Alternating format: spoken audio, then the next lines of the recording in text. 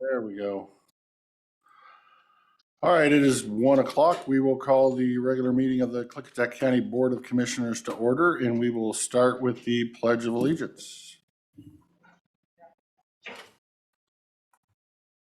I pledge allegiance to the flag of the United States of America and to the republic for which it stands, one nation, under God, indivisible, with liberty and justice for all. Thank you, everyone. I have a motion. Can I get a motion on the business agenda? I'll let the record show all three commissioners are present. Mr. Chairman, I would make a motion to approve the business agenda with one add-on under unfinished business, the resolution of the matter of enacting a moratorium on the citing committee, the acceptance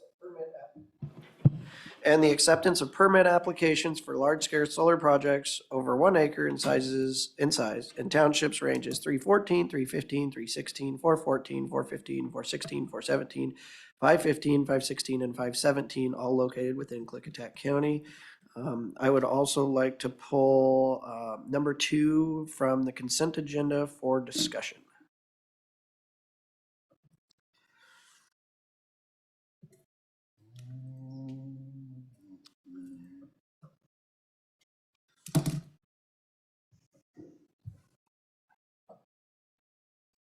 Does the motion have a second? I'll second the motion. I'll second the motion. There's a motion and a second. Any discussion? Were you looking at further discussing item number 2 today or at a future time? Yep. Okay. All right, there's a motion and a second. All those in favor of approving the business agenda with one add-on and removing agenda item number 2, say aye. Aye. Aye. Aye, motion passes. Mr. Chairman, I would make a motion to approve the meeting minutes for December 27th, 2022. I second. All right, there's a motion and a second. Any discussion? All those in favor say aye. Aye. Didn't hear you. Did you say aye? Oh, aye. Aye. Motion passes. All right, we're moving on to citizen comment. This is the opportunity for members of the public to inform the board about your views on issues. This is not a time or place for dialogue, debate with members of the board. If you'd like to have a conversation with any of the commissioners, please call or email that commissioner. At this point, I'd like to go over some of the ground rules that include the values and behavior that everyone will be expected to adhere to if they choose to give testimony.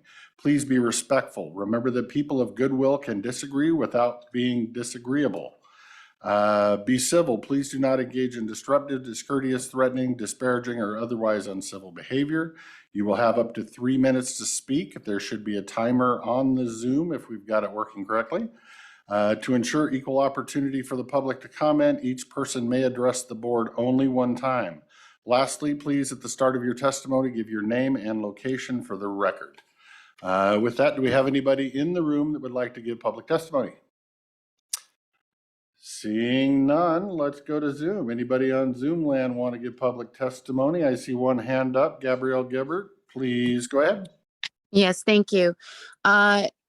Today you have a presentation by Jeff King and 911, and my first commentary is that the interlocal agreement and contract that was between the emergency service and 911 and Washington State Fish and Wildlife has not been renewed, and requires a consideration for doing that agreement. The contract lapsed some 3 years ago, and I seek Jeff King's commentary on why that contract was allowed to lapse, and when will emergency services return to that contract with Fish and Wildlife calls to discuss renewing it. And also Fish and Wildlife made attempts to reach out to renew that contract, and those calls were left they weren't returned. So I seek also from the board with this presentation that comes in at 1:30 from 911, that discussion for Fish and Wildlife and having that interlocal contract would start up. And in my conversation with Sheriff Songer last night, he is in support of a contract of 911 to Fish and Wildlife. My other commentary is the board has worked really hard on the mental health, and kudos to everyone. What is blaring though is that there is not representation for the Latino community and the mental health issues that they face. And while the board has representation and discussions with the health department, with enforcement, I feel that if you're doing something from the ground up, you have to have that Latino representation at that table, because their concerns and their health needs are going to get sidelined if you don't have that representation. And so I seek that the board figures out how you're going to address that and to not allow these continued conversations to have the Latino voice absent. And finally, with childcare as infrastructure, will reach out to Commissioner Zoller. It is my understanding that previously Commissioner Sauter had done research that he was going to send to you. I am hoping that that happened. And so if I could get confirmation if that did. And then I'm not sure if the number that is listed on the county website for Commissioner Sauter's old post is your new post number. If that's the case, could you clarify? And then I'm happy to call you as well. So look forward to hearing about how we're going to get Fish and Wildlife back in the loop for 911 calls, so that you can place that energy of enforcement back into their domain when it comes to wildlife, because we by state law. Thank you, ma'am. Your time is up. Thank you. Thank you for your testimony. Anybody in the room have citizen comment? We'll go, Ms. Carter. Do you have a couple minutes for us? If you do, you have to come to the mic. Hopefully that one's on. It's not on. You might want to come down. Yeah. I just wanted to provide an update regarding the Goldendale Senior Center and our senior meal program. On Christmas night, the Goldendale Senior Center had a pipe burst. Oh, sorry. A pipe burst that caused some substantial damage where they've had to close the senior center, and that's where we hold our senior nutrition program meals on Tuesdays and Thursdays and do our home delivered meals, deliveries and meal prep out of there. So right now it's closed until further notice. It's probably going to be some time before it reopens. So staff and myself have been reaching out to looking at other options within Goldendale to be able to do a temporary location. The Goldendale Grange is the most appropriate location in terms of having accessibility, the actual kitchen, commercial kitchen preparation ability for us. So been in talks with them. They sound like it looks like that we will be able to rent from them.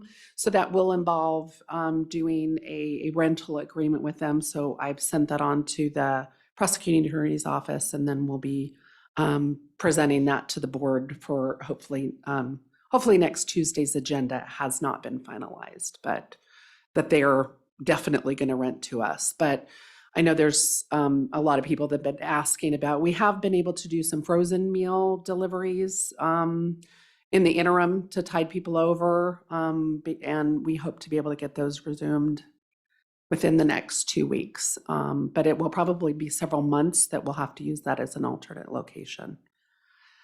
So that will involve an expense, but we do have sufficient funding in our nutrition contract that we have with the Area Agency on Aging to be able to accommodate that. Okay. Any questions from my seatmates on this? Not for me, but thank you. Okay.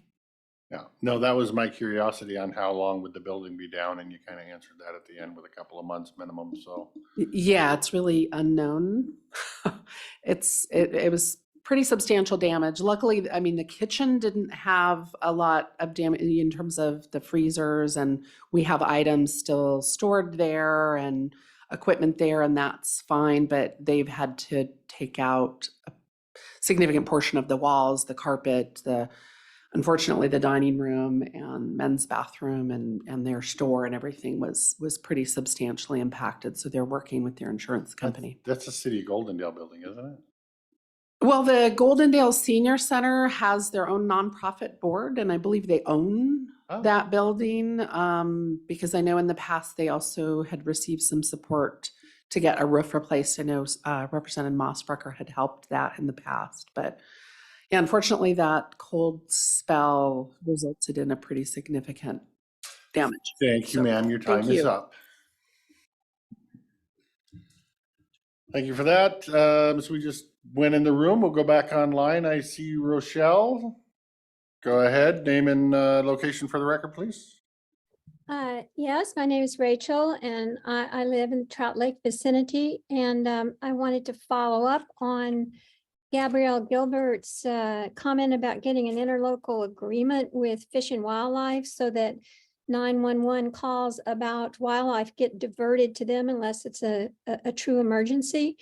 Because I happened to hear your discussion in November about the need for a second timber deputy and how this was going to strain the county budget to do this.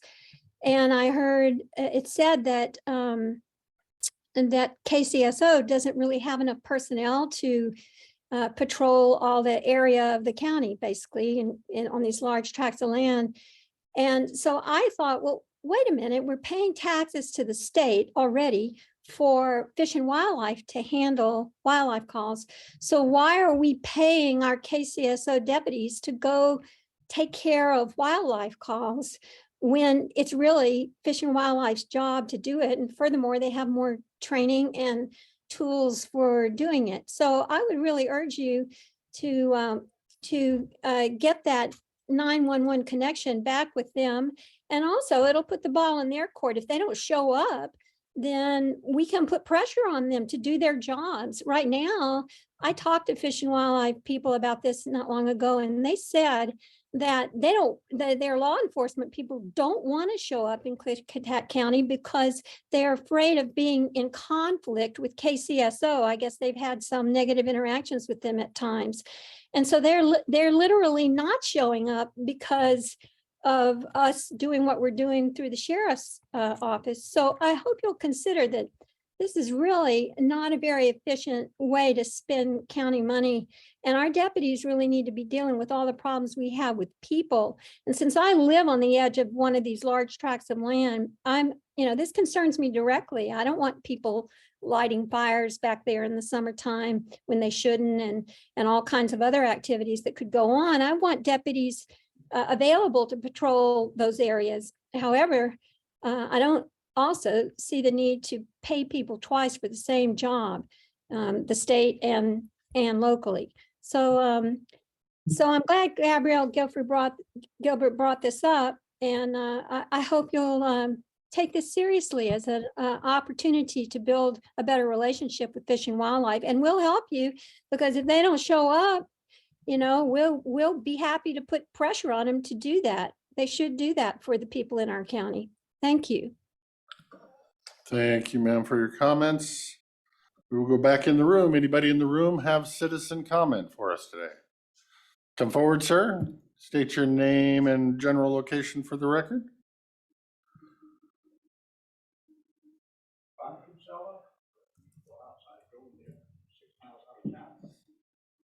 Want to come today.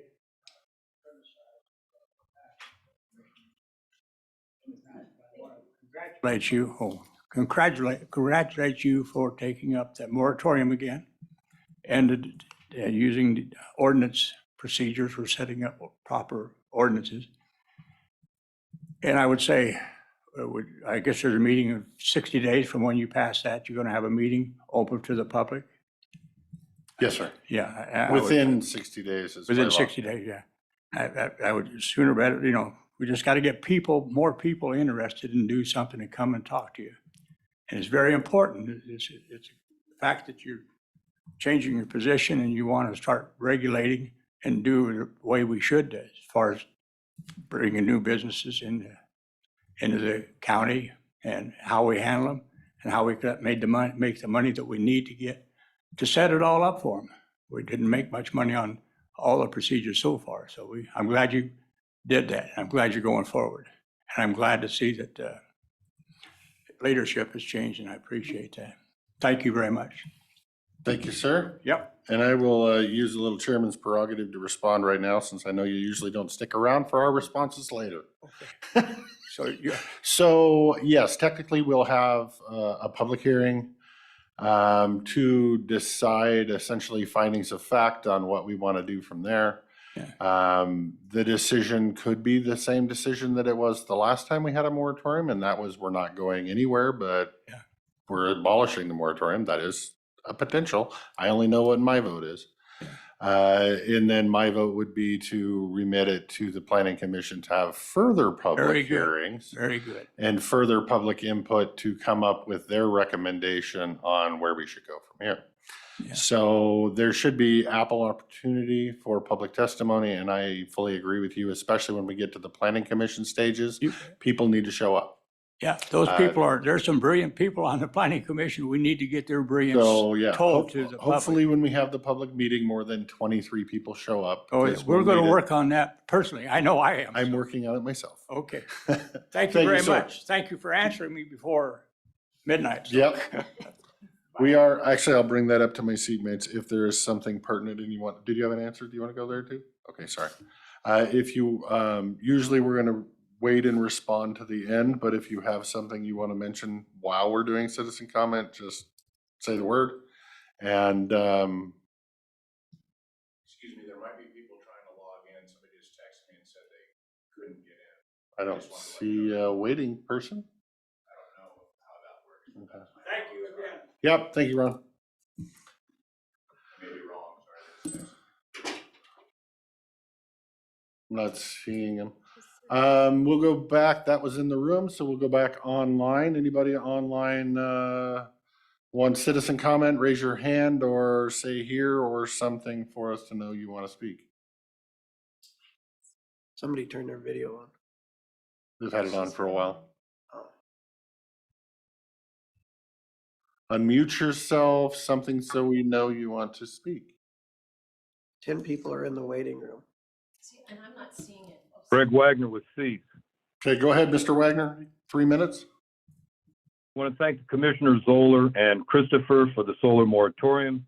It's nice to have two commissioners who place the concerns of the citizens first. Moratoriums are a good method to use to allow citizens involvement. At least you two commissioners realize this. Mr. Anderson has opposed moratoriums all along, and Mr. Anderson has stated many times that moratoriums hurt the citizens and there is a loss of control, and that's completely wrong. Moratoriums serve to protect the citizens and provide local control and input from the citizens. Now we have a solar moratorium, and I'd like to know, Mr. Anderson, you intend to meet with the Cypress Creek Renewable representatives on Friday at 1 p.m., and this is going to be a private meeting. I'd like to know why this couldn't be a public meeting so the citizens can hear what you're going to discuss with Cypress Creek Renewable. That would make it very transparent. And another issue is you have operated your unpermitted short-term rental for 6 years.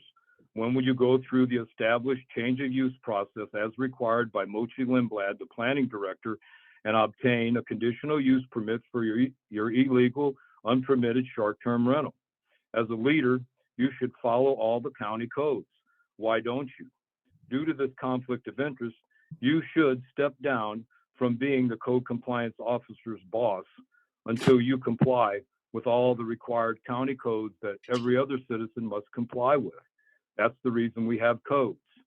You cannot continue to have an unpermitted, maybe unsafe short-term rental, because it can set the county up for a lawsuit should somebody get hurt on your property and the county knows they have a short-term rental problem and haven't addressed it. So you need to step up and be a leader and go through the change of use and get a conditional use permit. Thank you very much. Thank you, Mr. Wagner, and thank you for being concise and to the point and not using all of your time if it's not needed. That way somebody else can use it. That's good. Anybody else in the room have citizen comment for us today? Sherry, raise your hand. Okay, not seeing any. We'll go back online. I see Sherry has her hand up. Name and location for the record, please, ma'am. Good afternoon, Commissioners. Sherry in Houston. And just real quick, as we're introducing ourselves, just a suggestion or a request, when you have some of the county employees come up to discuss things, if you could also have them introduce themselves and what department they're with in the future. They do sometimes, but not all the time, and that would be nice to know, who the person is and what department they're with sometimes. But what I'm really wanting to comment on is my gratitude to Commissioner Zoller, Commissioner Christopher for seeing the urgency in protecting the beauty of Klickitat County and our farmlands, and just environmentally looking out for our future, and really taking a look at what industrial solar is and who owns it, who benefits from it, the environmental damages that can come from it, where it's sited, and as we go forward with this moratorium, and it looks like, there will be a lot of support, as you can see, and you've heard that the people will ask for it to be remitted to the Planning Commission for further review and suggestions. So again, my gratitude that you are seeing that Klickitat County can be much greater than a industrial solar wasteland owned by corporate foreign entities that probably don't have Klickitat County's future in their best interest. So I look forward to exploring what this industrial solar really looks like. And going forward with this, I hope that you consider the people who have spoken up about industrial solar and where it's placed in Klickitat County for the last 2 years as people who care like you do. And I hope that you consider us your allies as we move forward, as we educate ourselves on really what is industrial solar and what it does, what it looks like. And I appreciate the bringing up of strategic planning for the future of Klickitat County. I appreciate that a lot. Klickitat County has a lot to offer. And I've always thought the city of Goldendale had a lot to offer. For many years, my family drove from Vancouver to Yakima to visit my dad's parents. I have plenty of fond memories in Goldendale. And I believe it can be a lot. And I believe that when we look forward as our strategic planning for the east side and the west side, that we have the best future for our county in mind. And thank you again for your work and looking forward to a future of a prosperous and healthy county. Thank you, Ms. Bosque, for your testimony. Does anybody else in the room have testimony? Hearing none, we will go back online. Anybody online want to testify before the board about any issues related to the county? Unmute yourself, raise your hand. I see some new faces and some new names, but nobody unmuting themselves. Going once. Anybody in the room? Going twice. Nobody's waving their hands at me, so. Okay. Do my seatmates have any responses to any of those comments that they would like to respond to? Yes, I'll start with Gabrielle, and thank you for checking in back on that childcare issue that I'm looking forward to working with you with. I do not have information. I'll have to gain that from you. We can talk about that. But I'm gathering documents, plans, whatever I can find to put my files together. My working order here at the county is in its second week, so they're still transitioning my computer and my phone. And you are right that email has not been working. They are working on it today, and they're transitioning another way for you to get to me that you can click on and send me an email. The alternative is to copy and paste it into your own browser and then or over to your own email and not go directly through our system to see if that'll get to me. And be sure when you reach out to me to send me your contact information too. And I know we did talk during the campaign, and I believe in my stack of everything from the campaign, I have your phone number and I will find it. And just thank you to Ron Casala and Greg and Sherry for checking in again today, and everybody else that's online and in the room. We appreciate your participation. Thank you. I would agree with that. Mr. Anderson, do you have anything? Sure. Gabrielle, with regards to the Latino population, I'm sure I and likely the health director will get in contact with you about what we are doing with regards to the Latino population. With regards to 911 and WDF, I would advise you to stay on the line till 1:30 when we have an update from our emergency management director. With regards to everyone talking about the moratorium, I will reserve my comments for discussion during old business. And I think that's probably enough. We're running out of time and I want to give you time. All right. I would, I guess with the 911 and the Fish and Wildlife interlocal agreement, I would, I guess, say the same thing. If you want to wait around for the emergency management update, he may or may not get into that topic. At his discretion, we will, I will definitely say I need to do more research on that topic to be well versed enough to answer questions. I'm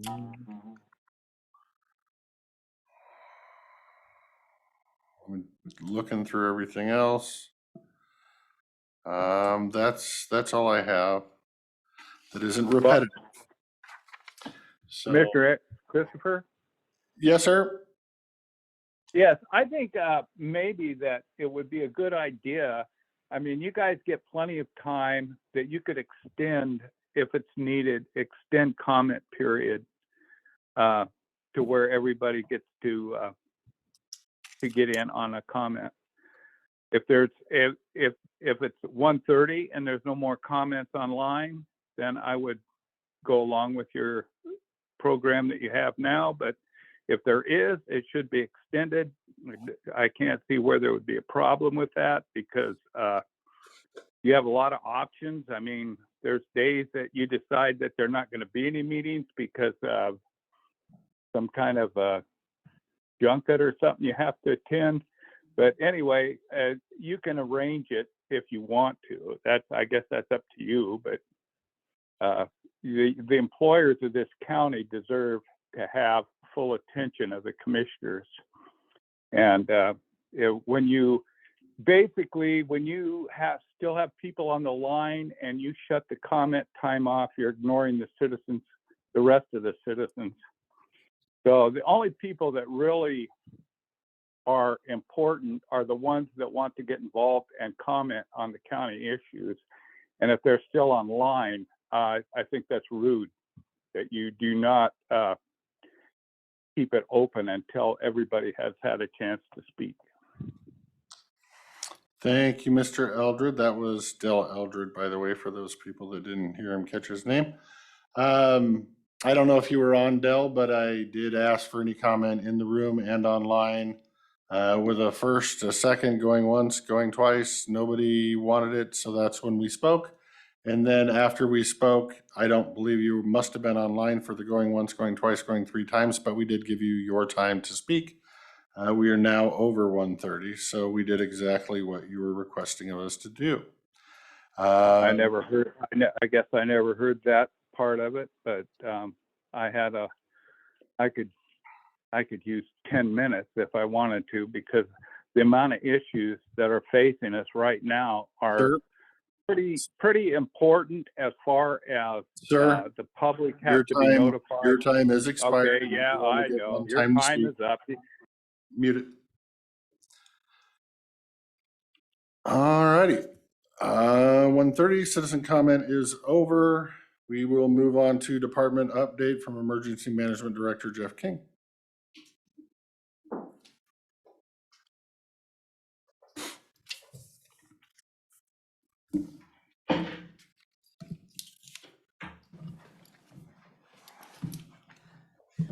Good afternoon. Good afternoon. Welcome, Commissioner Zoller. Thank you.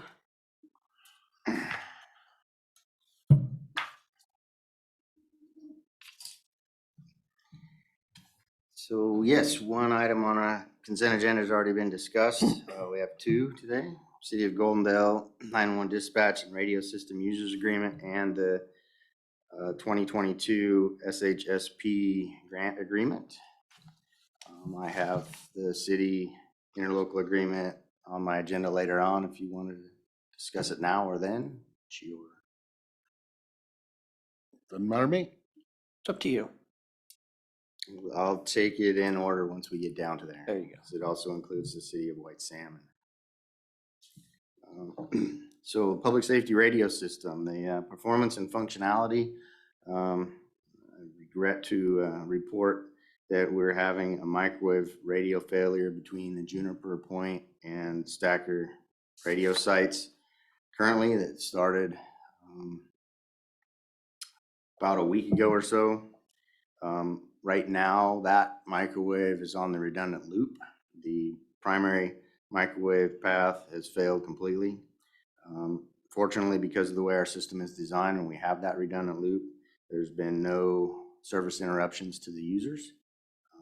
However, that makes us vulnerable if something goes wrong with that redundant loop. So they are troubleshooting to see exactly what the cause of that failure is currently and have been. When I get that report, I will be moving forward with emergency repairs to whatever it is that is needed, because that condition makes us very vulnerable for public safety radio system use and functionality. On the maintenance side, that has been the primary focus for the last, like I said, 2 weeks or so. The Kaiser Ridge site microwave, which I've talked to you about before, we're in the process of doing a workaround for that, or making that workaround permanent, as we've discussed. New item is some surplus equipment that is potentially becoming available from Yakima County, which will give us more longevity in our microwave and our page channel. Some more of that equipment that we can get from them at little to no cost that we will then have as spares in our system.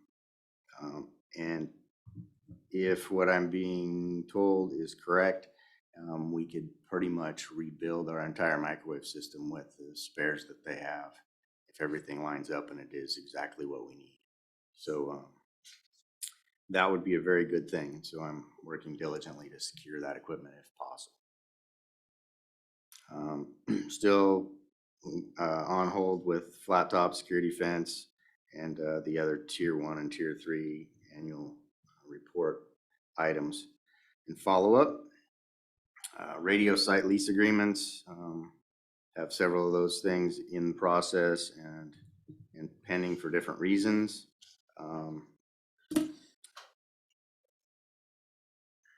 Yeah, there's nothing really new to report on those. The radio project, continuing to facilitate the work with our tier 1 provider for that 2 microwave systems, one for the security camera and one for the public safety radio transmissions. The 900 megahertz license has been approved, which is for the public safety radio transmissions, as well as the alarms for all the equipment and security and so on. Any questions about the radio system, radio project? Okay. Doesn't look like it. Okay, then I'll move on to 911 call taking and public safety radio dispatching and hand it over to Chief of Operations, Filiberto Ontiveros. Good afternoon, Commissioners. Well, it's a pleasure to be back. It's been a while. So that being said, we are our staffing situation has improved. I believe Jeff mentioned at one of the last updates, our last communications officer that was in training came out of training at the end of December, mid-December. So we are now currently have 2 full-time openings and 1 casual opening. The shifts are still being filled by the temporary casuals and 1 casual employee that we have. And we are getting ready to do interviews. We're scheduling those now, so we can move forward and start that process again. So it has been very welcoming to get up to a much better staffing situation. So one of the big things this month, with all the work that everybody's done, let me back up. It is actually one of the good things this month is to recognize those communications officers that have been with us and stuck with us, especially last year. One of them is going to be is Vicki Ramsey. She is going to be entering her 20th year of public safety dispatching with us. So that is that is great. A lot of experience there. So we'll be celebrating her this month, as well as Hannah Walter. She is going into her 5th year this month as well. So longevity is always plus. It brings all that experience they've gained over time, and it's good to celebrate that. So, any questions? Okay. As far as operations and training, we're catching up on some training, and the 911 phone system update project that has been completed. Our phone systems are up to date. We are still working on the text to 911 project that has been pending, and we haven't been able to move forward due to the staffing situation. State access system remote technical audit that was open last year, that has been completed, and our audit has been closed, and glad to say we passed that audit and moving forward to the next cycle.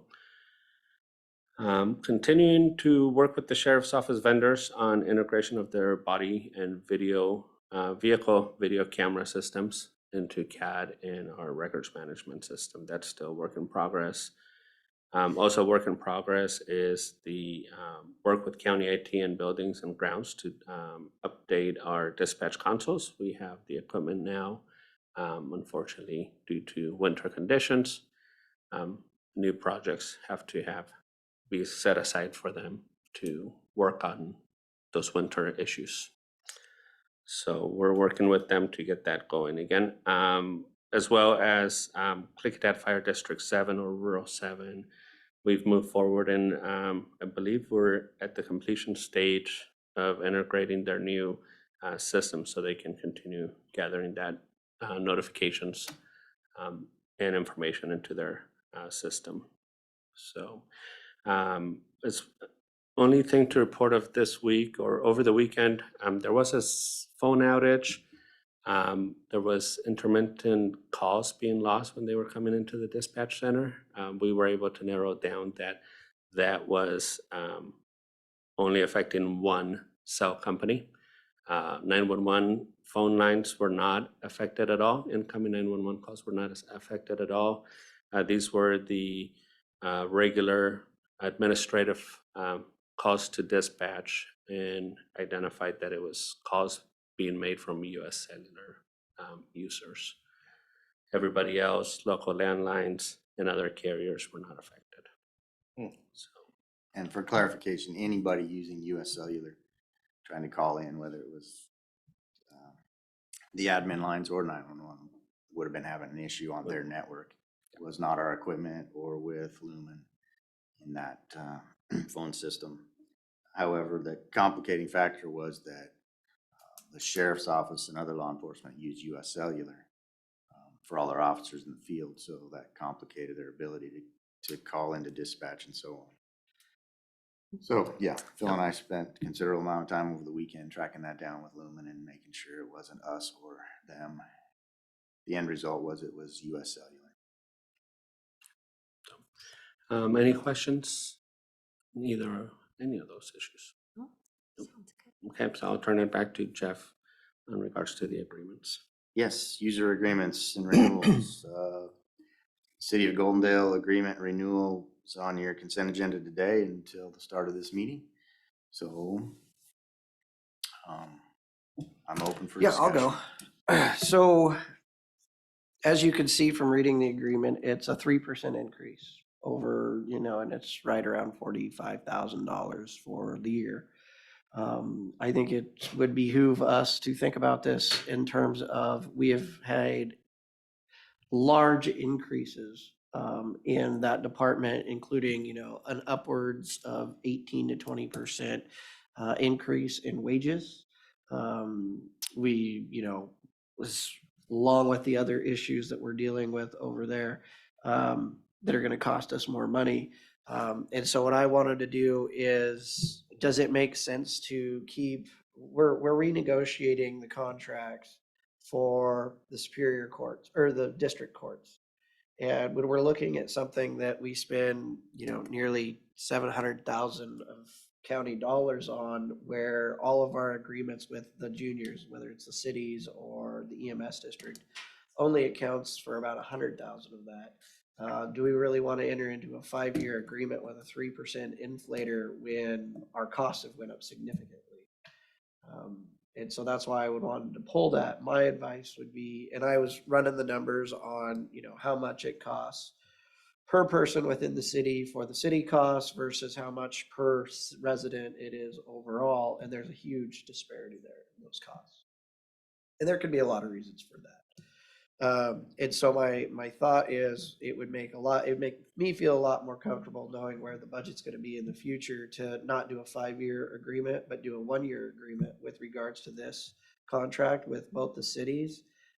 Because I think we're going to need to look at this a little deeper. I'm also well aware of how long it takes to renegotiate these agreements, having done that with the city, with the district court. And I would say, and they've already set their budgets for 2023. So I'm not saying we change 2023. I'm just saying we should set that agreement for 1 year and start looking at this because, we're spending a lot more money on the 911 system and we're asking for 3% increase from the other people who use it. Do you have an opinion or you want me to go? Go. I can see exactly where he's coming from. A 5-year agreement, I would want to make sure that the dollars were right. And the other thing that scares me on this is the 3%. If we start seeing COLA, or cost of living at 7 to 9% year over year, we're going to fall behind real quick at 3%. So to me, not only do I want to see the numbers true, but I would like to see that 3% mirror whatever Washington CPI is for the year. So it's just whatever the state inflation rate is, that's what their inflation rate is. For our county, because we're not as high as, Seattle at 9%, we'll get 7.2 or something like that. You know what I'm talking about anyway. So those are also my concerns. I agree with Commissioner Anderson that I don't want to throw a monkey wrench into their budget that they've already had planned for 2023. So I would like to see a shorter contract so that we can get a handle on this as we go down the road and preparing for the next contract without waiting 5 years. And I can agree with both of you on that. That covers what my concerns were. Okay. So I don't know how hard it is for you to, I guess for now you would just be pulling it and having them re-sign it or resubmit it to us with a 1-year agreement instead of a 5. Is that your request? I was just going to make the change, but you want the CPI change. So It can be on the next contract. okay. Well, I mean, I think we can approve it today with the change from 5 years to 1 year for the contract agreement. I don't see why we couldn't do that. You don't see any issues with that? I'll have to go back to the cities. The city of Goldendale City Council did approve the current agreement with 5 years. But yeah, whether it's now, before you sign it or after, it doesn't matter. Both parties have to agree to it. I don't see why they would not agree to a 1 year. I'm sure they would love 5 just because it's set in stone for 5. And I don't want to, panic them too much and say it's going to change all that much. But like most things in this county that haven't been looked at in a really long time, we need to examine that a little thorough. So if we can sign it today and just cross out the 5 and make it 1, and that's good enough for you to haul back to the city and get a reapproval from them, or try to, I would be fine with that too. Okay. Yeah, either way, whatever you choose to do, I'll have to go back to the city and get the Right. approval. I do think it's probably better for us to sign with one and take it to them and say, well, this is. Yeah, I agree. Okay, yeah, I'm fine with that. Okay. Moving on. Yep. And then that is I'm the assuming we'll city do the of, same with white salmon, so you might want to get ahead of that one. well, yeah, it's already come back from White Salmon. And it was about to go into the county legal approval process. So we've stopped that, and I'll go back to the city of White Salmon and make sure they know it's 1 year instead of 5, and bring that to you when I have it through our legal approval. Yep. And also under this section, I have now scheduled a meeting with the state law enforcement agency heads that work in the county, state patrol, state parks, and fish and wildlife for February 9th to discuss, their use of our dispatch system. To address in part the statements that were made during public comment time, it is inaccurate that we do not deal with fish and wildlife calls. We take all 911 calls from inside the county and from outside the county that are transferred because they are taking place inside the county. We receive all those calls. We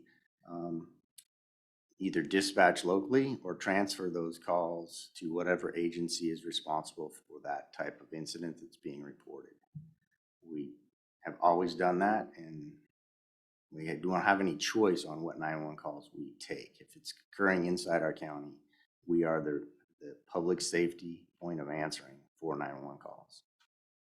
Our relationship with not only Fish and Wildlife, as was addressed in the comments, but all 3 state agencies has been in the past that when they can't reach their own dispatch, which all 3 of those agencies are dispatched through Washington State Patrol Dispatch Center out of Vancouver, but due to their radio system limitations in the more remote areas, or sometimes not so remote areas of our county, they don't have radio coverage or cell phone service.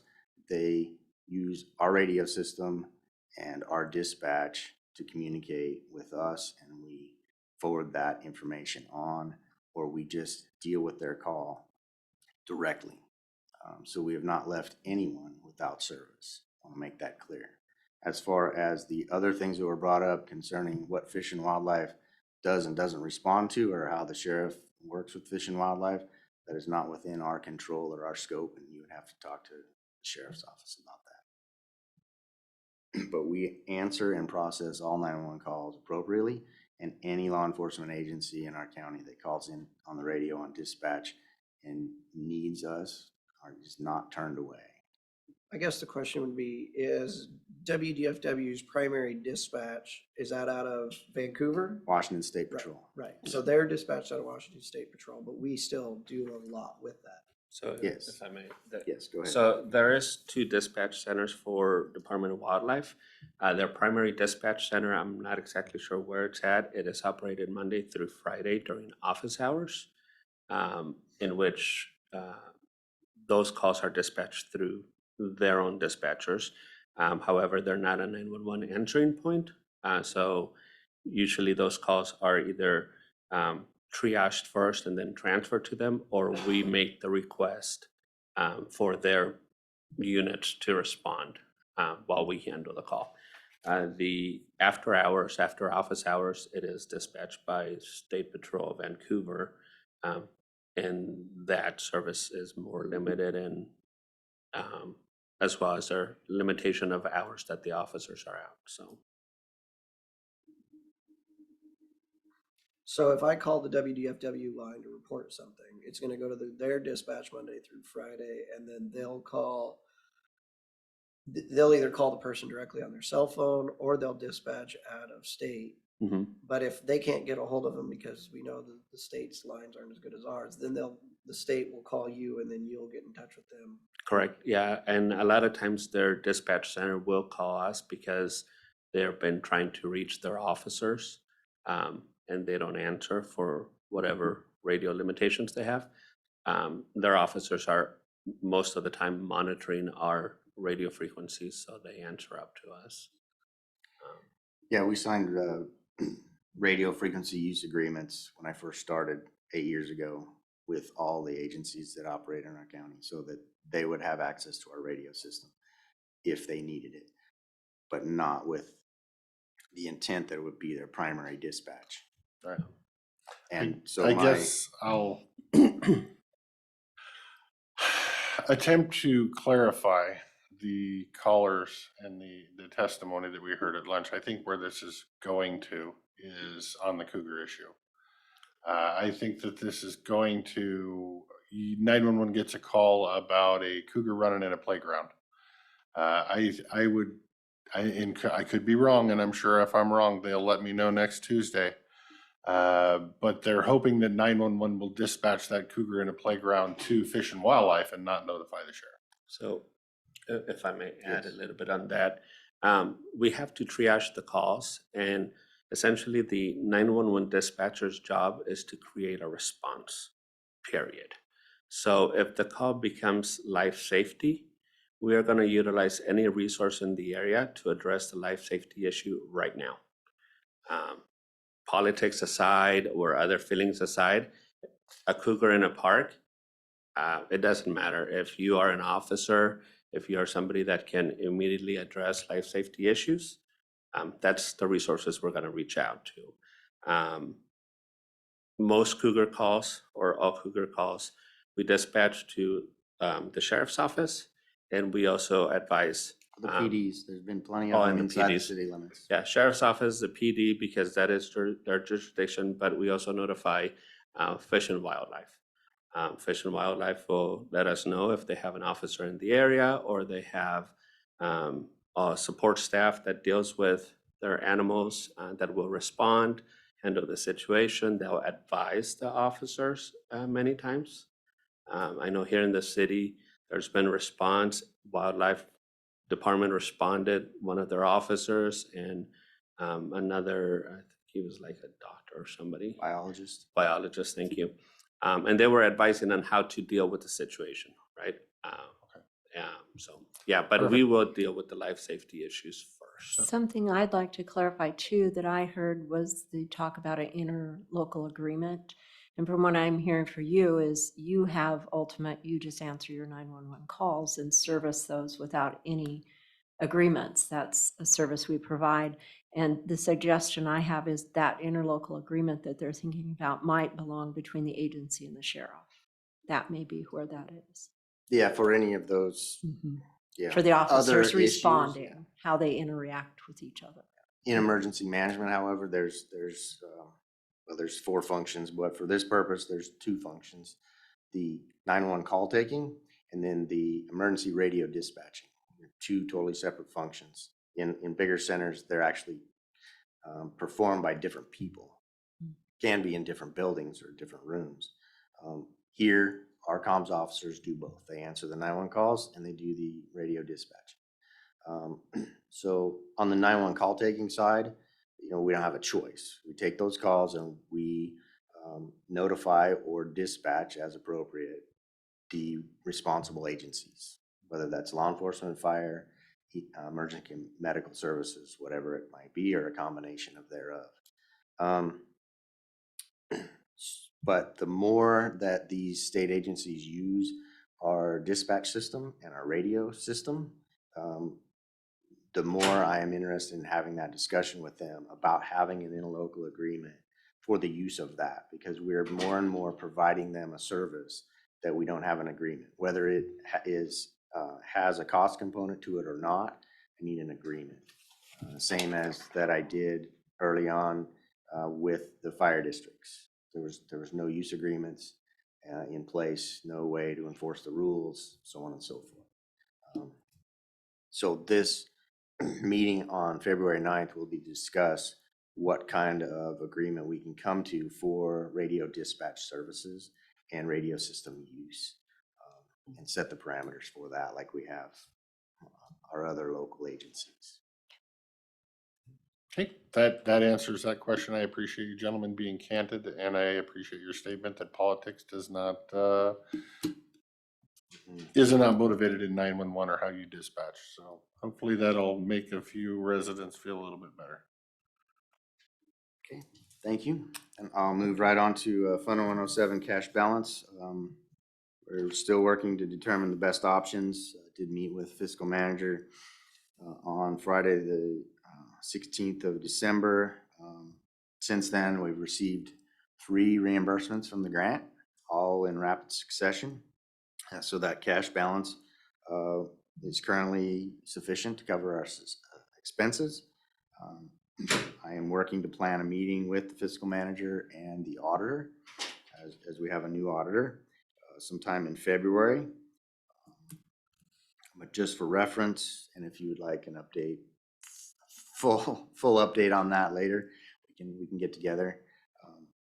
But the September grant reimbursement took 7 weeks to turn around. October took 3 and November took 4. So that's the last reimbursement we've received is from November. And so that puts us in a good place. But earlier in the year, starting in about June or July and through that September reimbursement that we didn't receive until November, that's where that bridge is hard to gap for that cash balance. So that's what we'll be working on. And that's my current status of that project. Any questions about 911 dispatch in general? Okay. Moving on to emergency management program. The Klickitat County Outdoor Burn Ban Code update.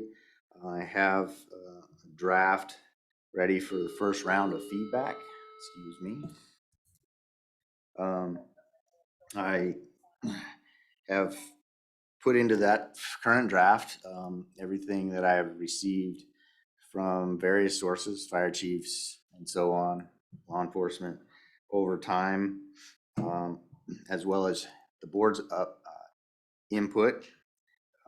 I have not yet received any positive affirmation that CACIFA has been able to recruit fire chiefs to form a advisory committee to give their feedback, in a organized and productive way.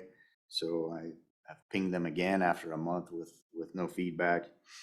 Hopefully I'll get some interest there, and I will have a group of fire chiefs that I can send my draft to and get their feedback. However, I've made them aware, or at least the leadership of CACIFA aware, that if I don't hear back, we will continue to work through this process, and we will have a new updated burn ban code before we issue the first burn ban of 2023's fire season. So there we are.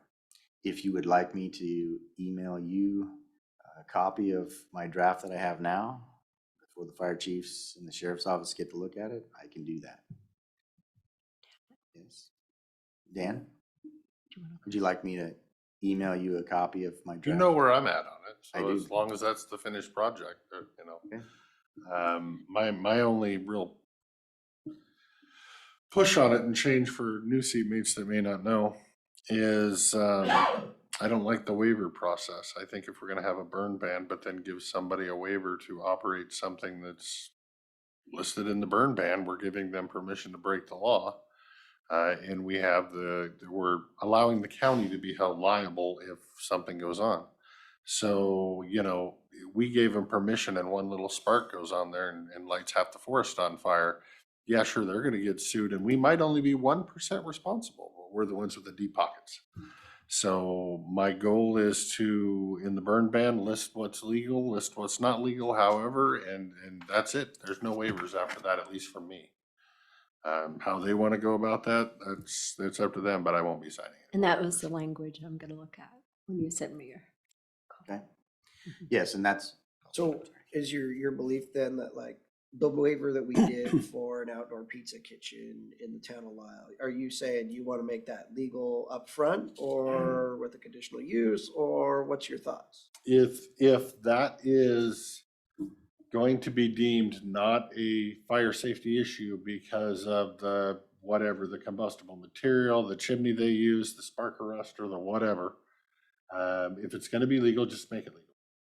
If my Traeger pellet stove that burns on little woody chunks is legal, make it legal in the burn ban code instead of making me a criminal, which is where I am right now. So I don't want to give the waiver to the pizza oven because I don't want to have to give the waiver to the sweat lodge, or deny a waiver to a sweat lodge and then be on that whole, did I not permit it because I'm discriminating against one group or the other. It's whatever our law is, it's our law, and they either follow it or they can violate the law, and then they're on the consequences. The county's consequences.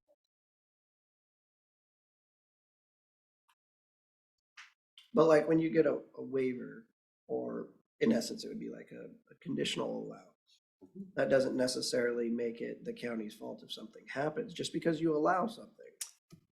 I would recommend you have a chat with the prosecutor. The way the legal system works now is even if you're really not at fault and you're warehouser just selling a piece of land, doesn't make it that you're not involved in the lawsuit. And if the person that has the pizza oven or the TP or whatever we're giving the permit for has only got 50 grand, but the county can be sued for 25 million. The jury could side with the people suing that yes, we're only 1% responsible. They're not assuming we're going to get sued for $20 million because we're only 1% responsible. The end of jury reward is you're getting $20 million. I'm trying to reduce the liability of legal issues to the county, and I think we do that through not granting waivers. If you have a different opinion, I would, I'm encouraging it, but I would suggest you bring this topic up with legal and get their opinion. No, I complete agreement with reducing the liability, and I'm well aware of the 1% rule and all that. I was just, you can call it a waiver or you can design it in there, because in essence, what the fear would be is if you allow your Traeger, because it is, and then your Traeger burns down your house and burns down the forest, is that going to make the county liable at that point because you allowed any open flame at any time during what would be considered a burn ban? You see that it's kind of the same thing. It kind of is. I mean, by allowing it, you're allowing it, which allows somebody to sue. And I'm not saying, I don't like the waiver idea either. I firmly think that, it should be delineated what should be allowed. I really want to hear, more importantly, from the fire districts about, do they think that a little, round fire pit in the middle of green grass, 200 feet on each side is going to be a liability or not? And is that something that they can look at on a case by case? I want to hear what they think, because I don't want to make the decisions. Right. I think the kicker for legal is going to be, and I'm not speaking for legal, is the rule is the rule, and there's no exception to the rule. That's just the rule. Whatever that rule is, that's just the rule. If we give somebody an exception from that, we're essentially giving someone an exemption for breaking the law. And that's where if there's a problem, you come into the lawsuit. Well, I think the issue we had for that, though, correct me if I'm wrong, is the fact that in the burn ban, it had no ability for any variances. It was not written in there. And so because it was not written in there, we could not legally do it. But we did it for, 20 years. But that's just because things were done for 20 years doesn't make it that's the way they're supposed to be done. Any comments on this? You're probably new to the whole burn ban thing. We're gonna No, have I to- we're gonna sat have through to this have last this- winter and I Okay. I saw you asked to put yourself on the line for some of them. And I understand the Okay. waiver and yeah, I would rather see it defined than have to worry about that we've approved And- a waiver and put our rubber stamp on a waiver. Right, and I'm sure like the director said, when he gets done, he'll run it through legal, and if legal sees something that's a problem, I'm sure we'll know about it. So, as long as when you run it through there, you make sure he's looking at it for legal and not just gonna sign off to it as to form. It will be covered in, or at least change it based off legal advice. So, Yes. I'm gonna go with that. And just to clarify, based on all the input I've gotten from the past board, now this board, and others, both fire officials and law enforcement, that is what my current draft has in it, is narrower definitions for what is allowed during a burn ban. Because there's so many appliances out there under the old code that would technically be considered illegal. It's so down to your, I like to use the little chief smokers that are made in a river, right? Smoking your salmon in the middle of the summer with the hot plate and the chip tray. Technically, that was illegal to do outside. You can do it inside your house, your garage, wherever you wanted to. Give a nice hickory But if flavor you to do your it in the wall. out of doors, it was illegal. I don't believe anybody agrees that that should be illegal during a burn ban. That's something that can be done safely under the right circumstances. Dump a little chip pod. And that's it where- throws ashes Uh, places. Yeah. That's negligence. So, but yes, those types of things and the Traeger barbecues and lots of other, Are you admitting to code violations, sir? no, I'm not. I'm not either. That's what we need to fix, and that's my intent, and that's the input that I've gotten, and that's the direction I've taken. Narrower definitions of what is allowed during that burn ban. And that's where I'm coming from. I want to make sure they're safe, but if we can remove some overburdensome, and give people back a little bit of their freedom, I'm better with that. Yeah. Understood, thank you. Yep, thank you, sir. And if at any point you want to have further discussion about this, like you can schedule a workshop or whatever we need to do there, just let me know.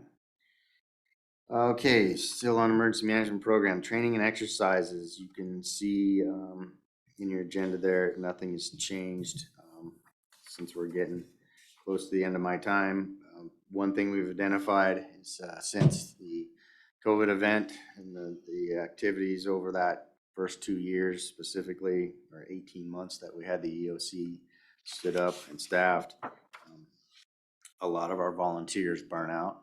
So volunteer recruitment is now becoming a focus. And I'm happy to say that we've already gained a few quality individuals that have started to apply since we put out the word. We need to replenish that emergency management program volunteer base. Then listed are all the grants. We just have completed the last project in the 20 SHUSH grant, which was communications equipment for the sheriff's office. And the other grants are listed there. The emergency notification system, we used it for the weather closure of county offices on December 23rd. It worked very well by all reports. I think there was only 2 or 3 people that said I didn't get the message, and it's because they hadn't, signed up. We didn't have their information. New employees that come on and things like that. That list is continually in maintenance, trying to add new people and take them away on the county employee side for that specific purpose, as well as the public signing up and so on. Any questions about the emergency management program activities? Good. Okay. The one thing I would like to add goes along with recognizing our employees for their years of service as well. And we are creating a wall of recognition. Mentioned it before this meeting. I'm going to take photos of all of our folks and have them on a wall that's right now blank inside our building. But one of the other things that we have started doing on a regular basis last year was Employee of the Month. And for the month of January, Debbie Stover was selected by her fellow staff members as the Employee of the Month for Emergency Management. So congratulations to her. See, if you'd have started that like 10 years ago, you'd have had enough sound deadening on the walls that you wouldn't have needed panels. Possibly. Did not consider that. Yes. Thank you. Anything else? Thank you. Nothing further, sir. Thank you. Thank you both and continue on.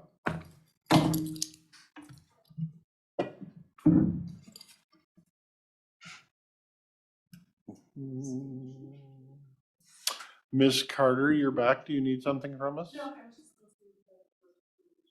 listening. Okay. HR's waiting for later, I'm assuming, so. Any new business for us today? I guess we might need to push that one back. And let's bypass new business for now. Move on to old business. Resolution in support of the board's motion on January 3rd, 2023, in the matter of enacting a moratorium on the siting, permitting, and acceptance of permit applications for large-scale solar projects over 1 acre in size in township ranges 314, 315, 316, 414, 415, 416, 417, 515, 516, located within Klickitat County.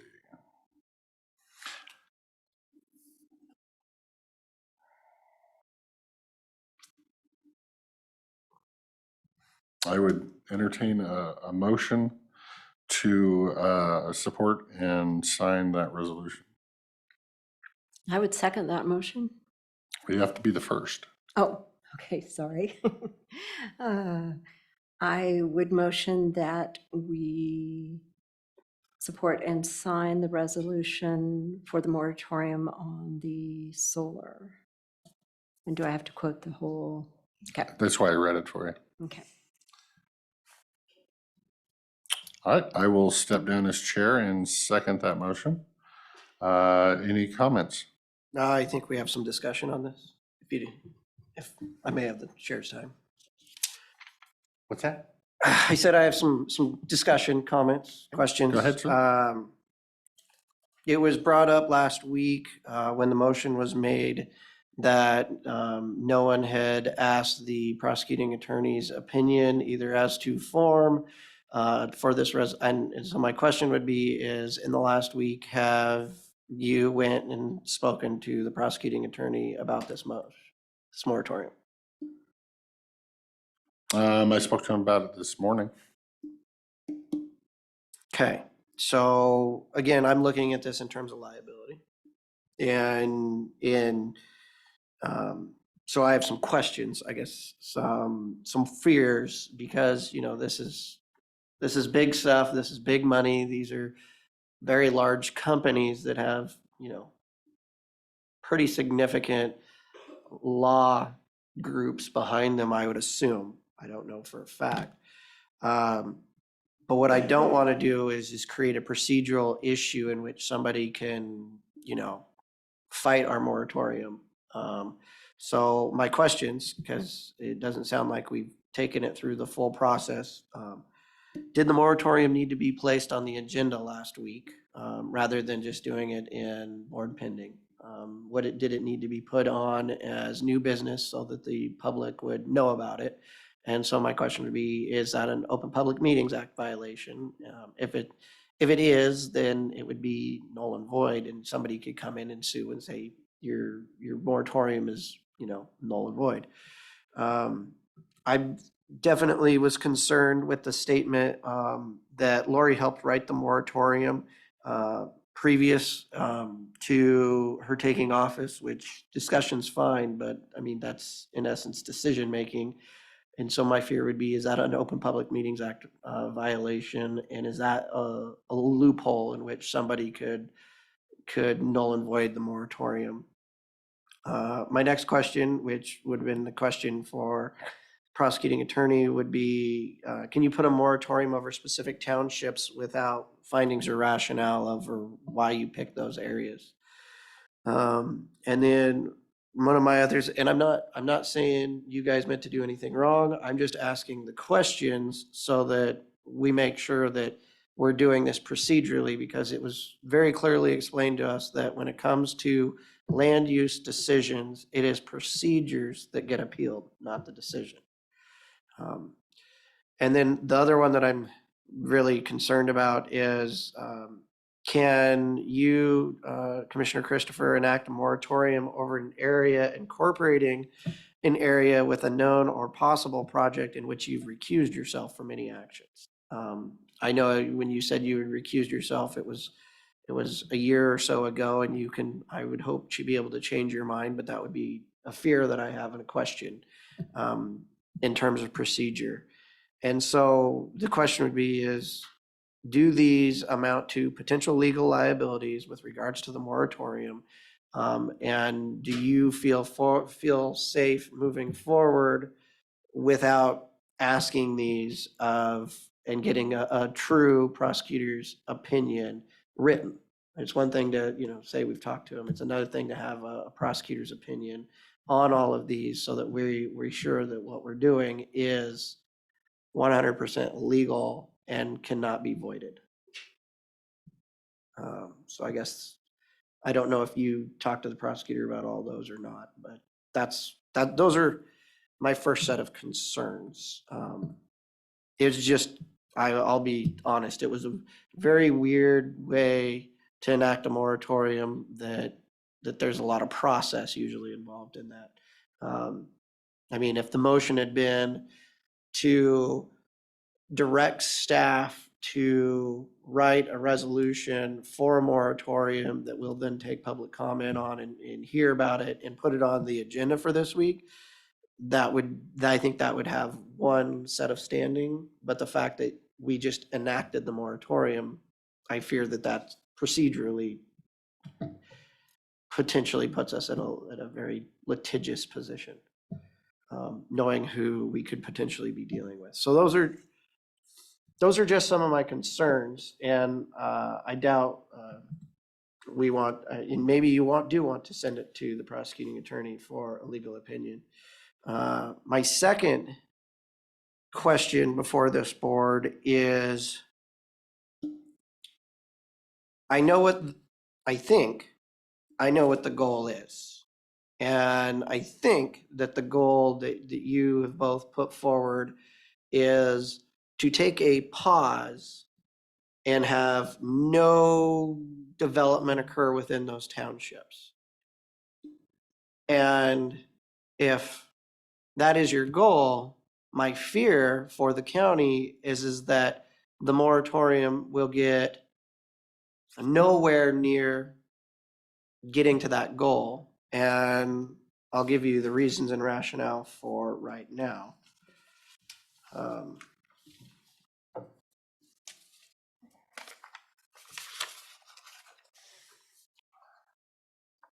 And I apologize, last week I didn't have any of this available because I had no knowledge that this was coming. So it's kind of a weird thing to be having the question now. Thank you. Because I didn't have time to look into it.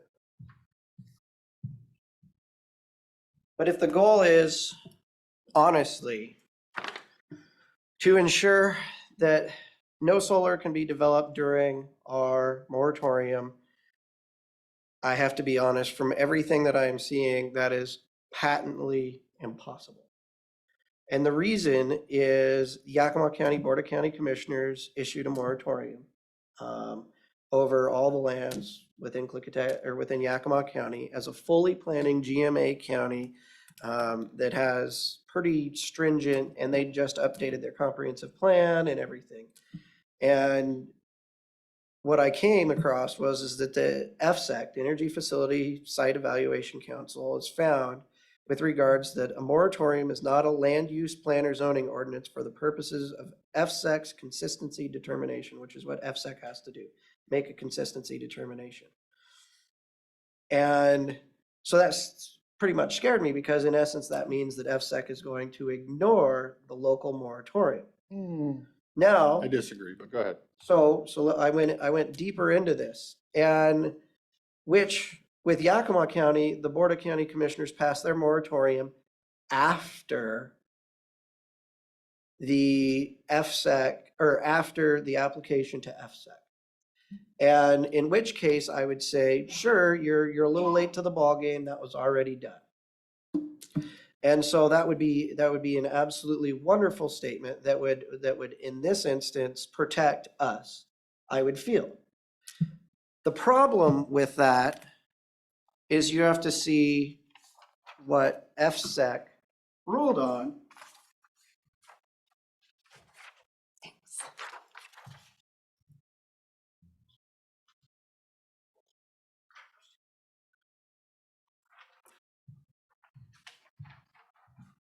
What FSEC ruled on previously with regards to Klickitat County, and this is the docket number EF 170823. And Klickitat County put a moratorium on energy facility applications. And what happened is it went through the court process, and Klickitat County put the moratorium in place before the application was filed. And so what you have in front of you with this docket is the conclusion from FSEC's land use consistency determination with regards to zoning ordinances.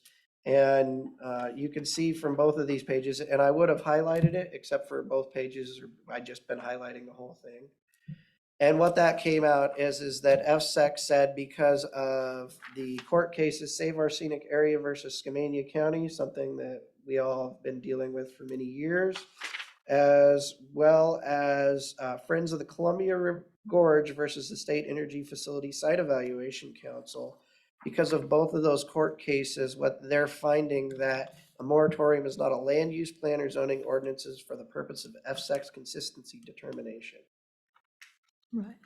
Thus, the problem would be is if our true goal is to stop or take a pause on anything happening out there, placing a moratorium locally stops any energy company from going through the county process only. FSEC has ruled now multiple times that going through their process, it will not stop it at all. So in essence, if we institute this moratorium, what we are doing is we are saying that we don't want you to go through our process, but feel free, go through the state process. The state's already ruled and determined that they will process that application, and they will process that application in an expedited fashion with regards to the Yakima County site. So what we're in essence doing is we are abrogating our local authority and everything that was the reason why 2 years ago we felt that the moratorium was not necessary, because our entire goal was to have the solar companies or large energy companies go through our local process. So what we are doing is we are absolutely not stopping an energy company from going through the FSEC process, and the FSEC will make the zoning determination irregardless of our moratorium. And what we've done is we've pretty much given away the baby, the bathwater, and everything. I would also note that the company that continues to be being used as the example for this area is also one of the companies that is going through FSEC with regards to the Yakima County project. So you feel free to vote for a moratorium. My personal opinion, as it always has been, is a local moratorium removes any say that we have through an environmental impact statement, through scoping, through a CUP, and all the determinations. What we are doing is we are abrogating that to the state, and based on what we are hearing from the state and the state legislature, as well as the governor, is that these will be shoved down our throats. And so my goal is it's been drug apart in the media and regularly here, is that I don't care about local control, and I don't care. Everything I have been doing for the last 2 years has been to ensure that we have local control, local decision-making authority with regards to these large industrial scale solar projects. And I'm sorry, but from all of my research, what we're doing is we're completely walking away from that. Okay, I think, go ahead. I mean, I appreciate your concern. I appreciate you voicing your concern. I think your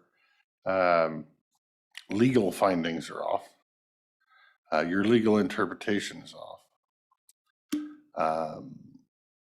The reason Yakima County, FSEC pushed through Yakima counties is that Yakima County did the moratorium after the permit was received by FSEC. The deadline is, when is the permit received? So technically, if Cypress Creek turns in a permit to the county or FSEC while you're doing your speech, we haven't signed the document yet, it's good and we get screwed. If we wait another week or two to get all of the findings and opinions you want, and then you come back with another week's worth of opinions, or, you know, and it just stalls, that gives Cypress time to throw a permit in, and then yes, you do a moratorium, it's too late. So I've talked to FSEC back when they were actually returning my calls. And it all comes down to, when is the permit applied for? Is the moratorium in place before the permit is applied for? And if the answer is yes, there is no movement from FSEC. There would be no movement from the county. Now, when you start dealing with the Klickitat County moratorium, you also have a problem with Klickitat County because they put in a moratorium and just said, yeah, we're going to be under a moratorium for, like, I don't know, 27 years. We're not going to have any findings. We're not going to change anything. We're not going to do anything. We're just going to have a moratorium. You can't do that. And that is what the court said. You can't do that. Just because you have a moratorium, that's not land use planning. You actually have to do the land use planning.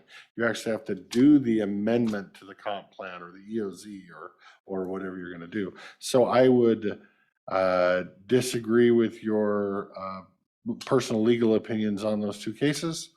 I think we're safe. I think we're fine.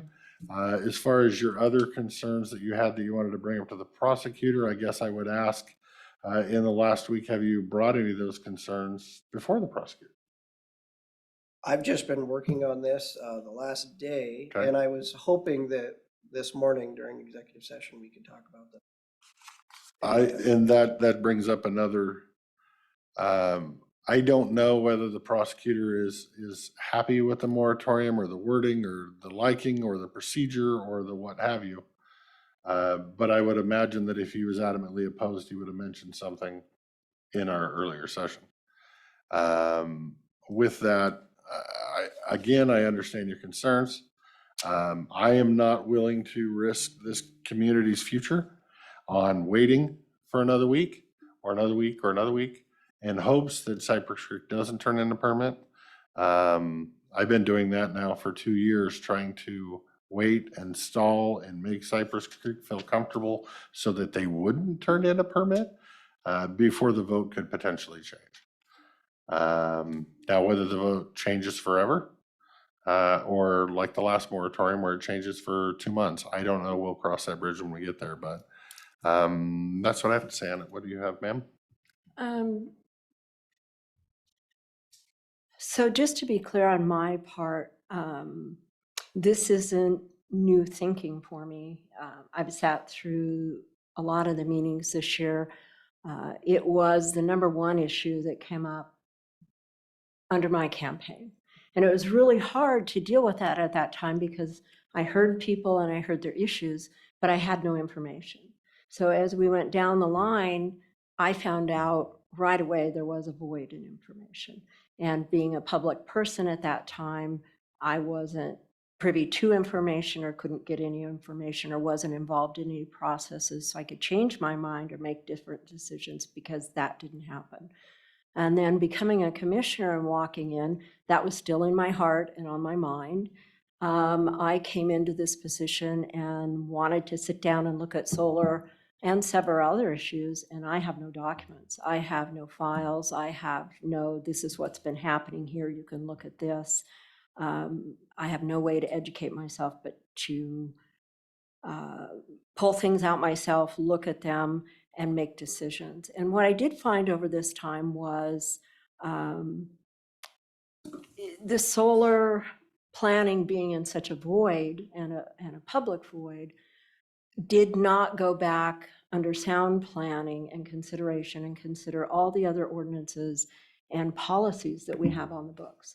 And we're in grave danger of going ahead and moving forward as is. And we have policies and things that we haven't combined into this process and say, hey, we better adjust that one. Just because it's a policy, it was adopted by those commissioners, approved by those commissioners, developed by the people, and we can't just shift it under the table and ignore it and move on with something new. We need to go back and address all the policies and make everything coordinate together and then move forward. Because just as at risk you're talking about what your fear is, my fear is we move forward and do something, those projects will get challenged anyhow for that. There's legal standing to do that. And I've asked those questions and there is legal standing to do that. And to address your fears that we, Dana and I, somehow conspired and don't want any solar, nothing moving. We're not anti-solar, and I don't want to be labeled as that. I want to make it very clear, this is all a planning issue and a public participation issue for me. I think there's even levels at the state and ordinances at the state or RCWs that we haven't really considered. We have a high degree of public participation as a county in projects that we do, and we're missing that. And that's another suit waiting to happen. So I would like to stop, take another look and move forward in a very considerate and very planned out progression to make this a reality rather than something that just gets thrown in. So I guess my question would be, if you would like in essence, the planning commission to take up solar moratoriums, potential update to the EOZ, potential update to any other plans that could impact that in a strategic planning issue, that then could be its own motion for direction to the planning department. That doesn't need to be attached in any way to a moratorium.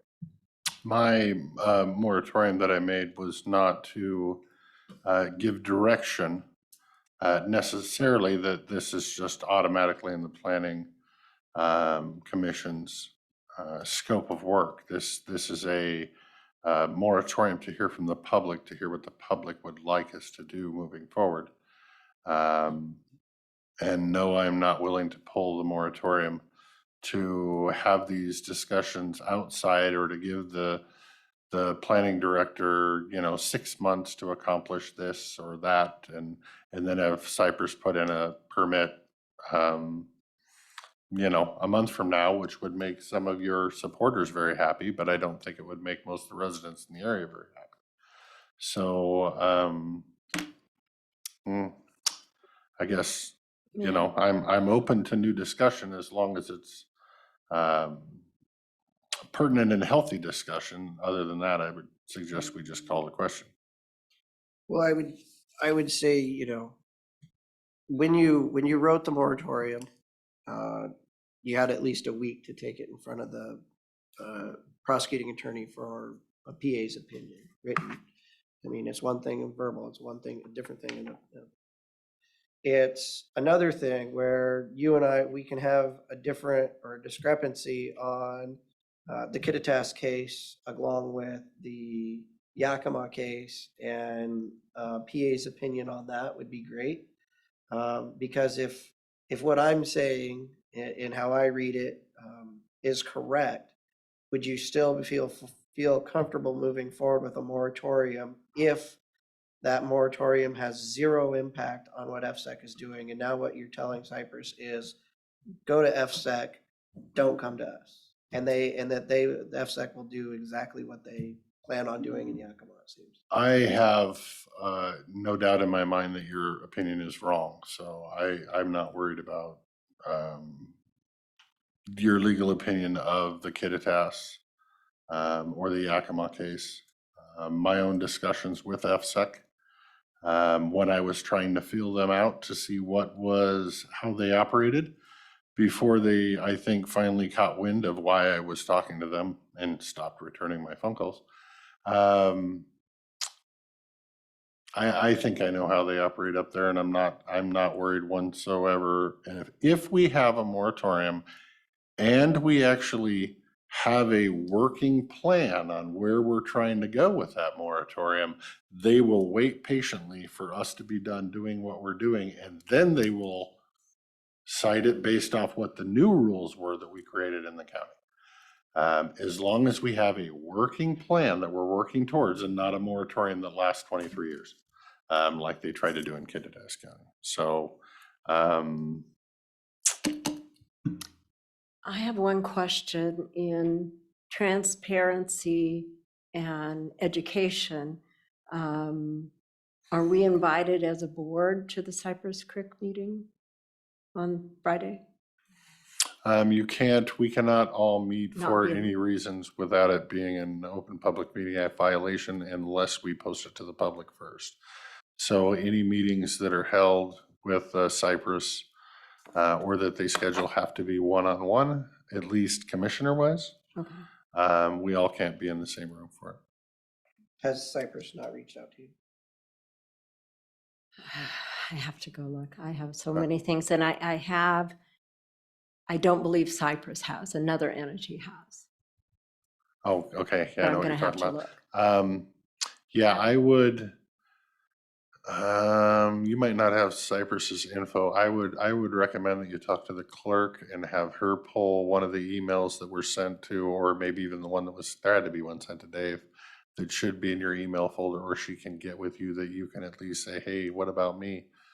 Book a meeting with me. And to be honest, I have absolutely no idea what Cypress wants to talk about, and I haven't talked to anybody that has any idea what Cypress wants to talk about. So the fact that they're still willing to have this meeting after a moratorium is really questioning to me. But we might see. With that, I'm going to end discussion. I think we've had a good, healthy debate on opposite sides of the issue, and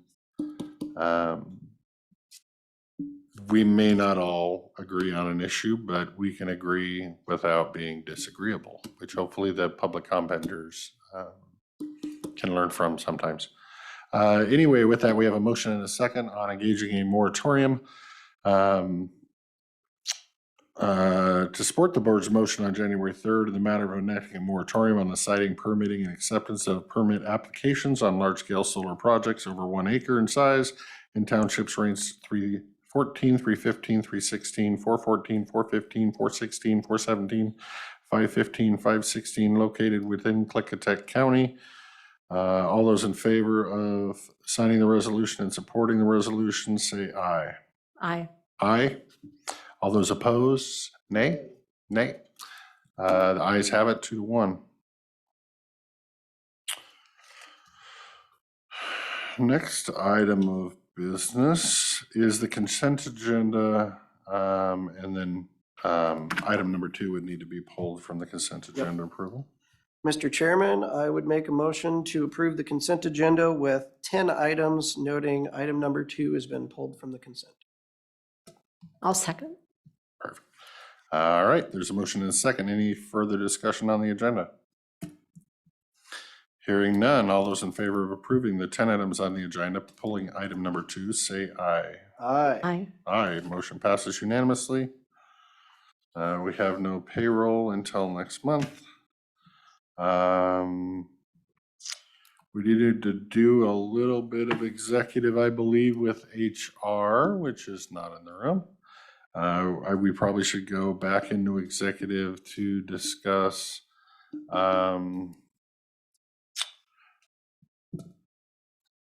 negotiations of publicly bid contracts Do we want to do any board pending or updates? Well, and I think first? we will. The thing is I guess I'm trying to figure out how much, sorry, step away from the mic.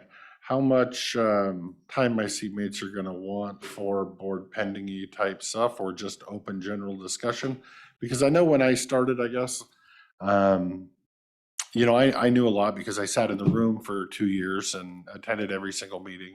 And so I think I hit the ground running, but it's still new. It's still overwhelming. You still have so many questions. And the minute I, you know, bang the gavel and say adjourned, our new commissioner can't ask us any questions. They can't say, hey, what's going on with the mill site? What's going on with this that they might need to know about because they're hearing from their constituents. So I want to make sure in each of these meetings, we have adequate time for each commissioner, especially the new one, to ask as many questions and sit here and have as much discussion as she needs to be brought up to speed. So the hard part is if we're trying to do the executive at the very end, that means we gotta wait around and weed through all that and try to hurry it up, or we have executive and then come back for board pending. But if we come back for board pending and have some of those discussions, they won't be recorded. Otherwise, you have too many videos in a day. Right. So, That's why we always do the executive at the end. I don't know how much you have for board pending, but it's only 2:43. I've got just a couple things. okay. Well, let's go ahead and do any new business or any board pending and go from there. And go ahead, Mr. Anderson, sir. Okay, I told the Snowden group that I would bring this up today, and this is on broadband. And what it is there's the federal broadband mapping program. They are going to have a meeting Wednesday, January 11th. So tomorrow evening from 6:15 to 7:30 at the White Salmon Library. They're working with MCED and the Snowden Community Council on how to verify your information on the FCC's broadband map. Why this matters is because if that information is not correct, that will have a detriment to, or potential benefit, to our, at the county levels, ability to get grants for broadband expansion. And so that meeting is tomorrow from 6:15 to 7:30 at the White Salmon Library. They are advising you to bring your laptop so they can help show you how to do it. And I told everybody that I would mention that. I will mention that we were working on one broadband project on the west end of the county to apply for the NOFO for the state grant dollars. There was a lot of money for it. And that company that was going to hopefully partner with the county walked away because the grant dollars at the state level are requiring open access. And that open access is not something most providers are willing to do. Everybody wants to have a closed system because they don't want to let. So they just walked away Friday from a $5 million grant that we were They looking figured to that do. was gonna happen the minute that, that's But not a they took shocker it to me. all the way up to the board level at the company because they had 5 different counties they were working with, and they said, no, we're not gonna do it. We do have a chance. There's going to be 2 other grant programs coming out at the state level that have open access as getting additional points, but not a requirement. And so we're gonna look to apply for that. And I do believe there is one project around the Goldendale area from OTC through the Reconnect program that is applying for grant dollars as well for fiber to the home. So we were trying to hit the whole county with all these billions of dollars available, but the state is kind of throwing a monkey wrench in that. So if there's any questions on that? I would like to attend the library one and keep in track with that, but I have a conflict. I Okay. just wanted to let you know. The other issue I have is something that we haven't looked at for a while because, well, we're always busy. We're busy, really? I haven't noticed. At like Yeah, 1 in the thank you. morning when it's like, I need to go to bed. Right? And so this is our appointments to boards and commissions. This is something that Commissioner Christopher and I started well, we spearheaded it when we first came into office 2 years ago. I'll be honest, I haven't looked at it recently, but we do have in our appointment procedure, when a new appointment opens up, we usually have a 90-day program in order to advertise to fill that position. I am not saying anything negative at all towards Mr. Barta. I think Mr. Barta is an amazing man. I support him. But our application should be a minimum of 21 days so that other people have the opportunity to apply. And this is the policy that we wrote. And if we get somebody that wants to apply in District 1 when we've advertised, which we haven't done for about a year, which is one of the other reasons I wanted to advertise for all these, is because, sometimes you'll just take any live body, but when a new position comes up, we want to do that advertisement. It's something that we both promised to do when we took office. And so I want to make sure from now on that all of us are aware of this, that we're cognizant of it, and that we try to follow our policies as often as possible. I'm gonna have to bite my tongue on this one a little bit. Because for the last 2 years, anytime there was an appointment to one of my boards, I had to follow this to the dang near to the letter. I had to bring 2 nominations forward. I had serious debate in trying to get any of them through. While either of the other 2 seatmates I had, when there was an appointment, I first heard of the appointment when it was on the agenda, not even discussion. So we've kind of had a double standard for the last 2 years. In the fact that now we're going to go back to enforcement of a policy that hasn't been enforced in 2 years is skeptical of me. I still go back to the belief that the commissioner that is in that district should, maybe not have full right to appoint who they want to in case they want to appoint absolute chaos. But to me, that would be the only reason that the other 2 commissioners should oppose a candidate that a commissioner in that district brings forward, and by all means, they have that right. If you have an opening in your district for a seat, and you're having trouble filling that seat and you want to use the newspaper to advertise, I'm more than willing to expend county resources to put an ad in the paper to help you fill that seat. But I don't think waiting 3 months to appoint someone to, say, a planning commission seat when they might start hearing on the solar issue in a month, we don't know, and then they come in halfway through the process and aren't fully aware of what's going on because they weren't here for the first couple meetings, is far more of a hindrance when we agree and appreciate the individual that wants to sit on the board. So I guess with that, I would, other than permission to post in a public newspaper, I would ask the gentleman again to repeat his ask if it's more than that. Well, I was just making us all aware, and I also to teach the new board member about the process, Right. the program for appointments. And I have. I did find a way through it so that we said that what we're doing, and that is, should a midterm vacancy occur on any board or commission or committee for any reason, the Board of Commissioners may appoint a replacement member to complete the remainder of the unexpired term, which in essence is what you did when you assumed the position. Appointments to vacancies shall be for the remainder of the term. There's also something about a pool, the original pool, but Right. I'm not. I need to interject just a second. Leaving Planning Commission because I came to be as a commissioner, I understood that that would leave a hole, and I really appreciate Planning Commission and their role with us. And I did talk to the planning director, and I said, how does that happen? How does that get filled? And she said, well, that's open right now. There is applications available, and it's going to be closing. I think she told me December 29th or somewhere in late December. Those could be accepted to be reviewed to fill that position. And so anybody that I knew that might be interested in planning commission, there were several of them that I thought would be good applicants. I said, hey, check out the county website, go to the planning department's website. It's open right now. Go ahead and fill out if you're interested in sitting. And so when I checked back with her, she only had one application.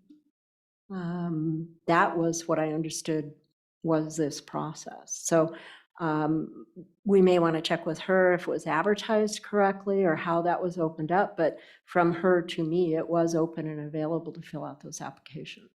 Right, it is available 365 days a year. So that has to It be is changed. a if wide you're- open,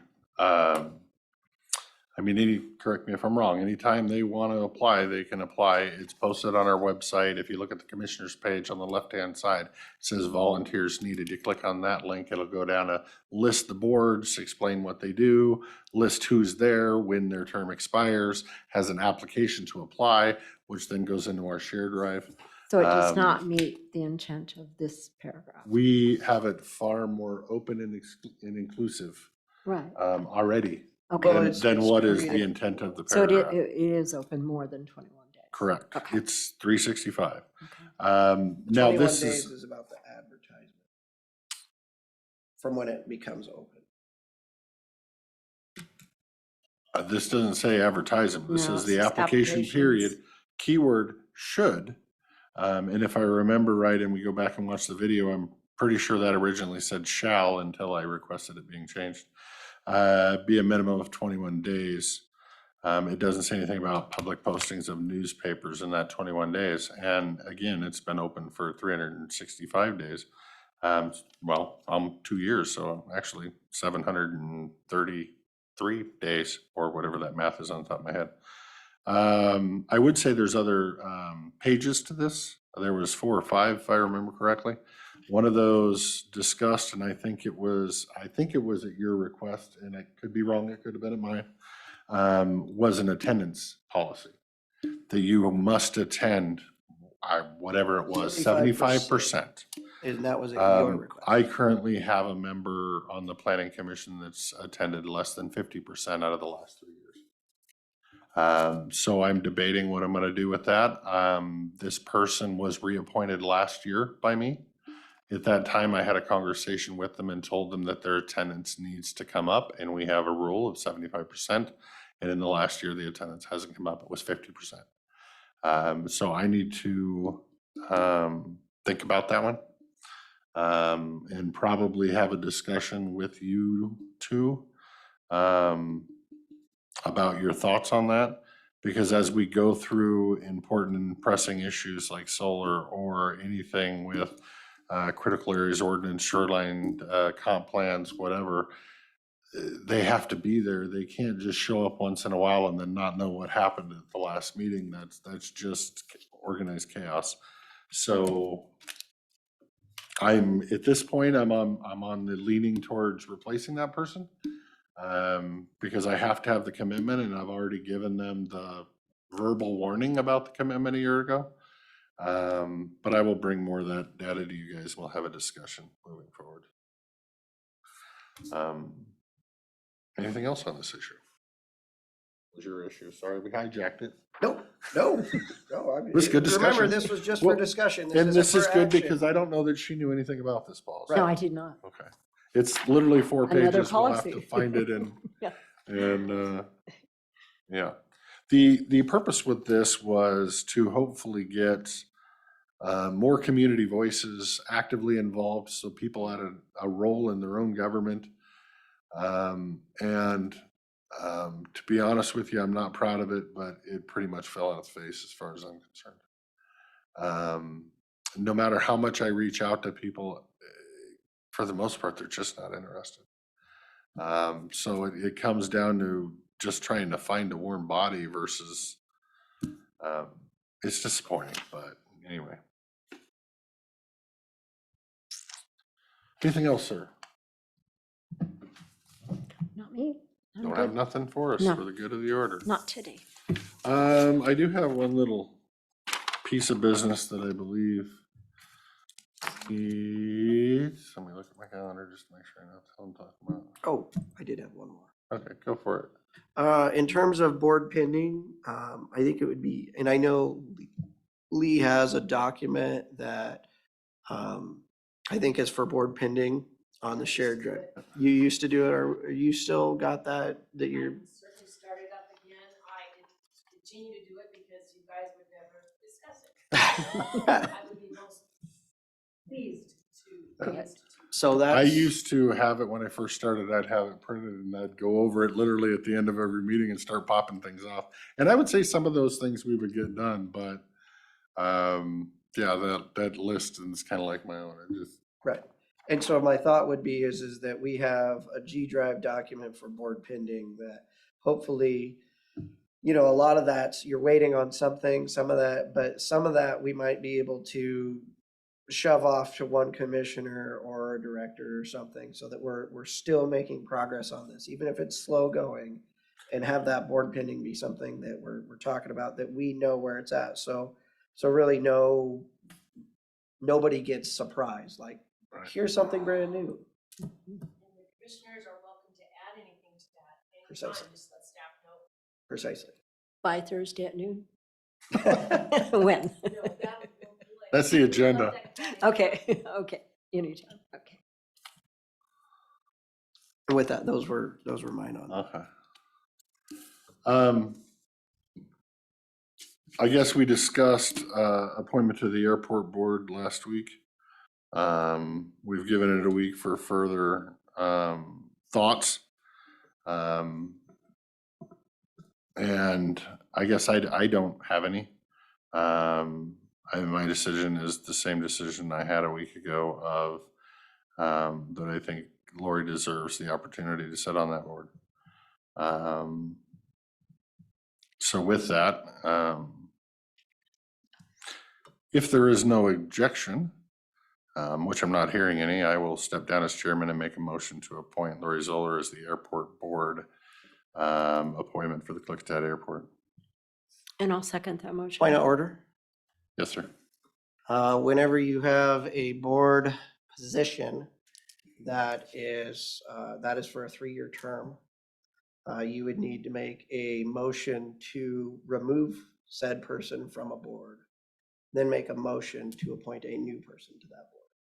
We don't, correct me if I'm wrong, we don't currently have anybody sitting in that position. I believe The that term is was- expired. I think the resolution was done incorrectly, because I went back and looked on our big list, and the expiration is 25. So we were, I put the resolution on, because I was trying to update everything, and I think that I made an error. interesting. In the new resolution, because the original was for 3 years, as all positions are. For the airport board, it's a term. Well, that makes it a little bit uglier, I guess, but if we have to go there, I guess I would rescind my motion, since there was a motion and a second, and I will make a new motion that we remove Commissioner Anderson from the airport board. Do I have to second before we have discussion? Correct. I will second. Discussion. Discussion? Yep. My concern, again, comes from my campaign and lack of involvement and lack of transparency. And hearing from my constituents over and over about concerns in that area and lack of involvement of all parties was a big issue, probably next to solar.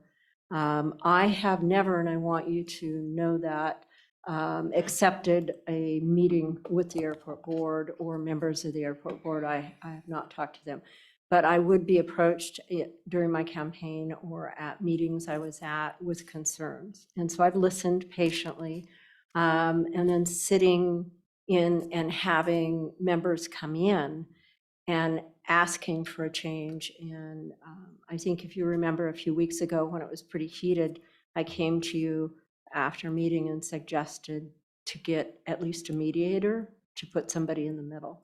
And that I answer to the public is where I'm at on this. And I think there needs to be some sort of change so that it can move forward in a positive manner. I like the idea that we're going to have a workshop with Dallasport on Thursdays. I think that's gonna be tough, but it's going to start opening up that so that everybody's included and everybody has their voice and can make decisions. And I'd like to see that for the airport board as well, because they're all interchanged and they all are bumping up against each other. That's my thoughts. So I would say there's a lot more to the airport board than the Dallasport. How you doing, buddy? Just so you know, 148 over 93. Is that good or bad? That's really bad. Sorry. It could be worse. It probably Take a is deep right breath. about time I'm getting 3 stints. Will you let us know if we need to hit the button? I have nitro in my pocket, so force feed them to me if you need to. So there's a lot of other pieces to the airport. The Dallasport Water District is Correct, literally one small little piece. correct. We're working on millions of dollars in grants for the South Apron project. We are working on phase 2 of the airport development park. We are working on a large number of really amazing things with regards to new ways for airplanes to land using GPS. I've been involved in all of those.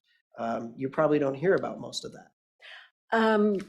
I do, and I hear about members that are disincluded and they have frustrations. Members of the The airport board? Yes, that are in the dark on a lot of the coordination of it all.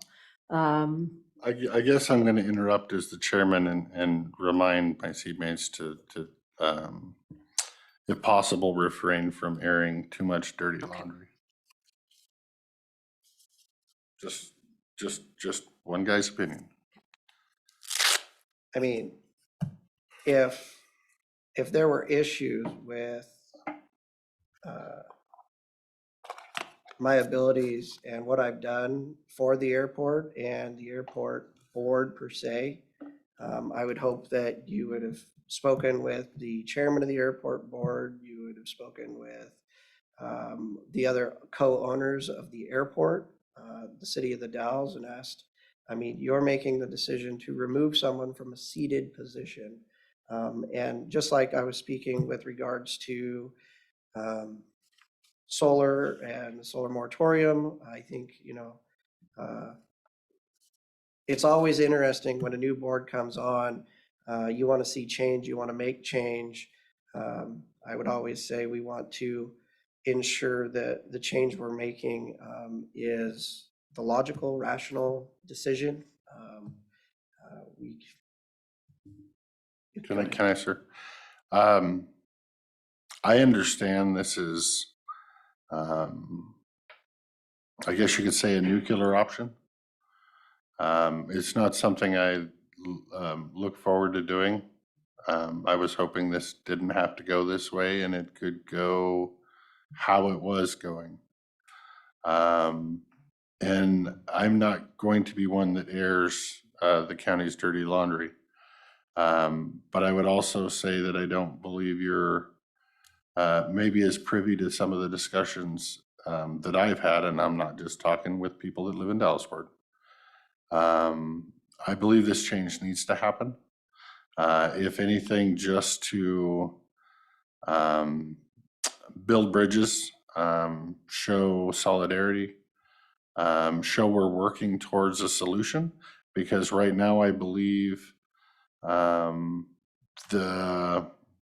atmosphere in the Dallasport area has gotten quite contentious. And if we look back a couple weeks ago when Dallasport was here, they were being very contentious. You were being very contentious. And I think, like Commissioner Zoller said, it's almost to the point where there needs to be a mediator.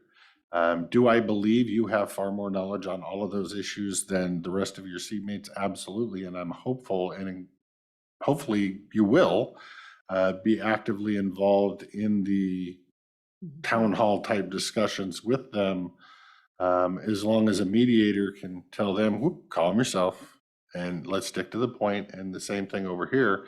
and work our way through it. I think right now, if we continue with the status quo, pardon my pun, but the well has been poisoned. And I don't think there's any way to move forward without change. So I understand you're probably taking this really terrible right now. I don't want to be the one to do it, obviously, with a blood pressure that just shot out of the roof. But in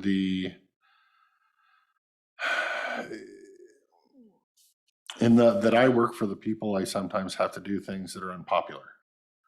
I sometimes have to do things that are potentially hurtful to people that I would consider my friend.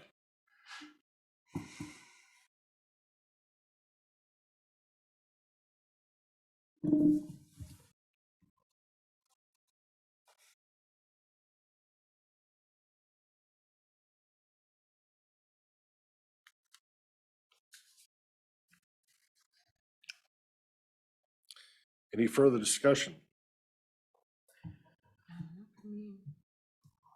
Well, sure. And I don't want you to cry, sir. For the record, since it seems like decisions have clearly been made ahead of time in many different things with regards to Klickitat County, I've worked tirelessly for the last 2 years for the betterment of Klickitat County, for the airport, for the water district. And I have attended countless meetings, and I have tried to work to point out when there is discrepancies, when there are issues, when there are sadly sometimes outright falsehoods that have been stated in public. As I said, it's pretty obvious my name has been dragged through the mud quite a bit. And I would like the public to always know that I'm most definitely working in your best interest and trying to solve the problems as what I've always tried to do through my many years of volunteering and community service and public service. And that is find the most equitable solution for all those involved. And so I don't know what dirty laundry you may know or hear or whether it's true or not. But I would hope that this board and the people realize that it isn't in me to be malicious. It isn't in me to try to hurt anyone. And that I have only ever tried to do what is best for Klickitat County because God knows we don't do this for the money.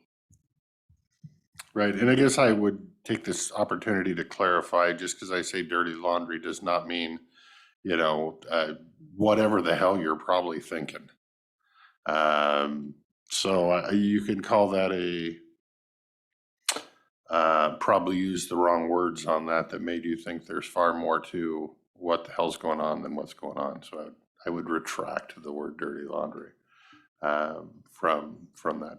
Well, to be honest, having sat through these meetings, primarily with the Dellsport Water District,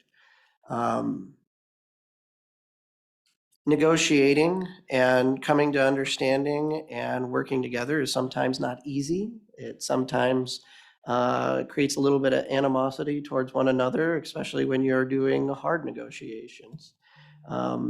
Especially when there's people running around, making up claims that are clearly not true. And I think we saw a few of those statements last Tuesday. And I have all of the documentation and had the meetings to prove those things, that I would hate for you to be making decisions when you don't have all the facts. And I know sometimes we make decisions based on feelings. That's as everybody's probably well aware, that's not something I usually ever do. But I think I don't think, unfortunately, you understand why I'm making my decision or where I'm getting my information from. If the shoe was on the other foot, I think I would hope that you would do the same thing I'm doing. I would, as a public official, I would hope. With that, I'm going to end debate and call a question. There's a motion on the table to remove Commissioner Anderson from the airport board. It's been moved and seconded. All those in favor say aye. Aye.